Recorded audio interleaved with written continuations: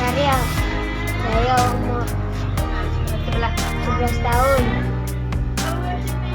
Terima kasih semua Terima kasih semua yang memberi bantuan yang memberi bantuan dan mendoakan saya. dan mendoakan saya. Terima kasih.